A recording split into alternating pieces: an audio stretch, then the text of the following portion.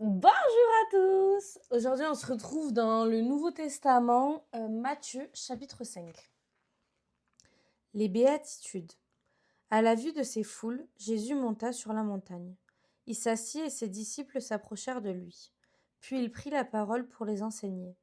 Il dit: Heureux ceux qui reconnaissent leur pauvreté spirituelle, car le royaume des cieux leur appartient.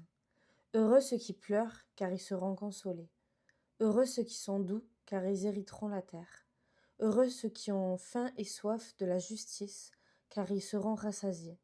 Heureux ceux qui font preuve de bonté, car on aura de la bonté pour eux. Heureux ceux qui ont le cœur pur, car ils verront Dieu. Heureux ceux qui procurent la paix, car ils seront appelés fils de Dieu. Heureux ceux qui sont persécutés pour la justice, car le royaume des cieux leur appartient. Heureux serez-vous lorsqu'on vous insultera, qu'on vous persécutera et qu'on dira faussement de vous toutes sortes de mal à cause de moi. Réjouissez-vous et soyez dans l'allégresse, parce que votre récompense sera grande au ciel. En effet, c'est ainsi qu'on a persécuté les prophètes qui vous ont précédés.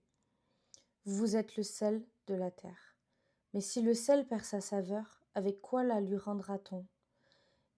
Il ne sert plus qu'à être jeté dehors et piétiné par les hommes. Vous êtes la lumière du monde.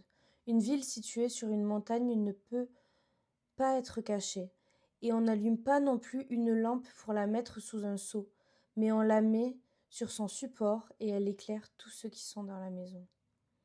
Que de la même manière votre lumière brille devant les hommes, afin qu'ils voient votre belle manière d'agir, et qu'ainsi ils célèbrent la gloire de votre Père céleste. Christ et la loi. Ne croyez pas que je sois venu pour abolir la loi ou les prophètes. Je suis venu non pour abolir, mais pour accomplir.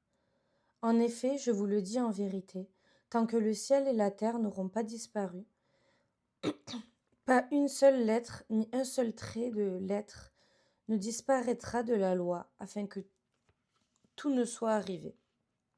Celui donc qui violera l'un de ces plus petits commandements et qui enseignera aux hommes à faire de même sera appelé le plus petit dans le royaume des cieux. Mais celui qui les mettra en pratique et les enseignera aux autres, celui-là sera appelé grand dans le royaume des cieux. En effet, je vous le dis, si votre justice ne dépasse pas celle des spécialistes de la loi et des pharisiens, vous n'entrerez pas dans le royaume des cieux. Vous avez appris qu'il a été dit aux anciens: Tu ne commettras pas de meurtre. Celui qui commet